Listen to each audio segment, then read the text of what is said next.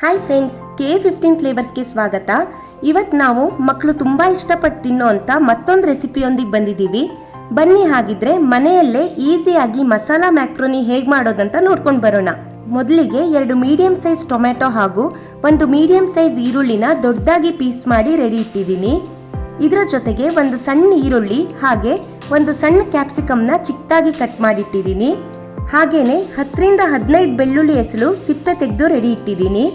Macaroni masala ಮಾಡೋದಕ್ಕೆ ಒಂದು ಪಾತ್ರೆಗೆ ಈ ಕಟ್ ಮಾಡಿಟ್ಟಿರೋ 2 ಟೊಮ್ಯಾಟೊ, 1 ಈರುಳ್ಳಿ, 6 ಬೆಳ್ಳುಳ್ಳಿ ಎಸಳು, 2 ಟೀ ಸ್ಪೂನ್ ಕಟ್ ಮಾಡಿರೋ ಗೋಡಂಬಿ ಹಾಗೆ 1 ಕಪ್ ನೀರು ಹಾಕಿ ಸ್ಟವ್ ಮೇಲಿಟ್ಟು ಒಂದ್ಸಲ ಮಿಕ್ಸ್ ಮಾಡಿ ಇದನ್ನ ಟೊಮೆಟೊ ಈರುಳ್ಳಿ ಎಲ್ಲ ಬೇಯೋ ತನಕನೂ ಕುದಿಸ್ಬೇಕು.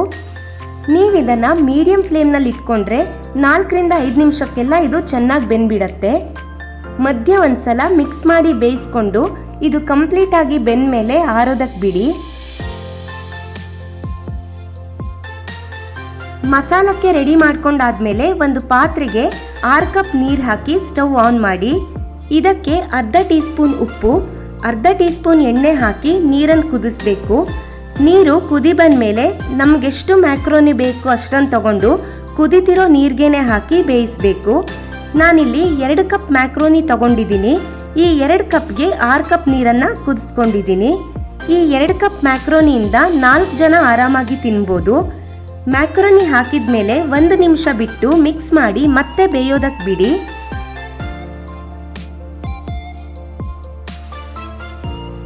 ಹೀಗೆ ಮತ್ತೆ 1 ನಿಮಿಷ ಆದಮೇಲೆ ಸೌಟಿಂದ ತಿರುವು ಹಾಕ್ಕೊಳ್ತಾ ಪೂರ್ತಿಯಾಗಿ ಬೇಯಿಸಬೇಕು. ನಾನಿಲ್ಲಿ ಇದನ್ನು ಮೀಡಿಯಂ ಫ್ಲೇಮ್ನಲ್ಲಿಟ್ಟು 4 ರಿಂದ 5 ನಿಮಿಷ ಬೇಯಿಸ್ಕೊಂಡಿದ್ದೀನಿ. ನೋಡ್ತಿದ್ದೀರಲ್ಲ, ಇದು ಕಂಪ್ಲೀಟಾಗಿ ಬೆಂದಿದೆ. ಯಾವುದಾದ್ರೂ ಒಂದು ಪೀಸ್ ತೆಗೆದು ಕಟ್ ಮಾಡಿ ನೋಡಿ, ಈಸಿಯಾಗಿ ಕಟ್ ಆಗುತ್ತೆ. ನಂತರ ಫ್ಲೇಮ್ ಆಫ್ ಮಾಡಿ ಈ ನೀರನ್ನೆಲ್ಲ ಸೋಸಬೇಕು.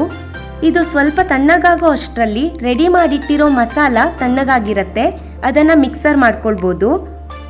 ತಣ್ಣಗಾಗಿರೋ ಟೊಮ್ಯಾಟೊ ಈರುಳ್ಳಿ ಎಲ್ಲದನ್ನೂ ಒಂದು ಮಿಕ್ಸರ್ ಜಾರ್ಗೆ ಹಾಕಿ ನುಣ್ಣಗೆ ಮಿಕ್ಸರ್ ಮಾಡಬೇಕು. ಇದು ಎಷ್ಟು ನುಣ್ಣಗಾಗುತ್ತೋ ಅಷ್ಟು ರುಚಿಯಾಗಿರುತ್ತೆ.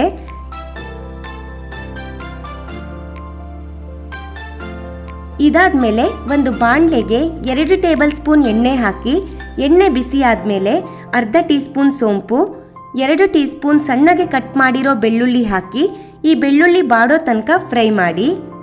ನಂತರ ಸಣ್ಣಗೆ ಕಟ್ ಮಾಡಿಟ್ಕೊಂಡಿರೋ 1 ಈರುಳ್ಳಿ ಹಾಕಿ ಚೆನ್ನಾಗಿ ಬಾಡಿಸಬೇಕು.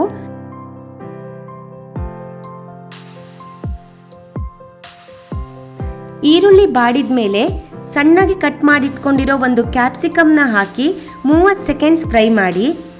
ಇದೆಲ್ಲ ಫ್ರೈ ಮಾಡ್ತಾ ಫ್ಲೇಮ್ನ ನೀವು ಲೋ ಟು ಮೀಡಿಯಂನಲ್ಲಿಟ್ಟಿರಿ. ಕ್ಯಾಪ್ಸಿಕಮ್ ಸ್ವಲ್ಪ ಫ್ರೈ ಆದಮೇಲೆ ನುಣ್ಣಗೆ ರುಬ್ಬಿರೋ ಟೊಮೆಟೊ ಪ್ಯೂರಿ ಹಾಕಿ ಇದು ಸ್ವಲ್ಪ ಗಟ್ಟಿಯಾಗೋ ತನಕನೂ ಬಾಡಿಸಬೇಕು.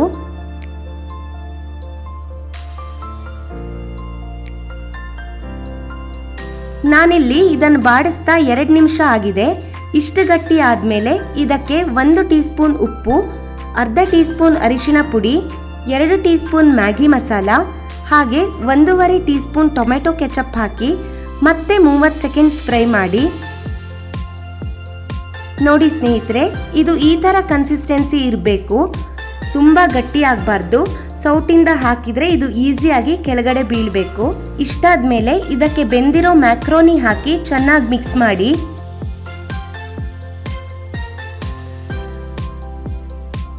ಲಾಸ್ಟಲ್ಲಿ 2 ಟೇಬಲ್ ಸ್ಪೂನ್ ಕೊತ್ತಂಬರಿ ಸೊಪ್ಪು ಹಾಕಿ ಮಿಕ್ಸ್ ಮಾಡಿದರೆ ಮಸಾಲಾ ಮ್ಯಾಕ್ರೋನಿ ರೆಡಿ ಆಗತ್ತೆ.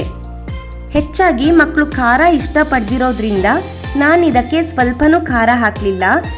ನಿಮಗೆ ಖಾರ ಬೇಕಿದ್ರೆ ಉಪ್ಪು ಅರಿಶಿಣ ಪುಡಿ ಹಾಕೋ ಟೈಮಲ್ಲೇ ನಿಮ್ಮ ರುಚಿಗೆ ತಕ್ಕಷ್ಟು ಖಾರದ ಪುಡಿನೂ ಹಾಕ್ಕೊಳ್ಬೋದು. ನಿಮಗೆ ಇವತ್ತಿನ ಮ್ಯಾಕ್ರೋನಿ ರೆಸಿಪಿ ಇಷ್ಟ ಆಯಿತು ಅಂತ ಅಂದ್ಕೊಳ್ತೀನಿ. ಇಷ್ಟ ಆಗಿದ್ರೆ ಲೈಕ್ ಮಾಡಿ, ಹಾಗೆ ಫ್ರೆಂಡ್ಸ್ ಮತ್ತು ಫ್ಯಾಮಿಲಿ ಜೊತೆ ಶೇರ್ ಮಾಡಿ. ನೀವಿನ್ನೂ ನಮ್ಮ ಯೂಟ್ಯೂಬ್ ಚಾನಲ್ನ ಸಬ್ಸ್ಕ್ರೈಬ್ ಮಾಡ್ಕೊಂಡಿರಲಿಲ್ಲ ಅಂದರೆ ಇನ್ನಷ್ಟು ಇದೇ ಥರದ ಈಸಿ ರೆಸಿಪೀಸ್ಗಾಗಿ ನಮ್ಮ ಯೂಟ್ಯೂಬ್ ಚಾನಲ್ನ ಸಬ್ಸ್ಕ್ರೈಬ್ ಮಾಡಿಕೊಂಡು ಸಪೋರ್ಟ್ ಮಾಡಿ. Thank you.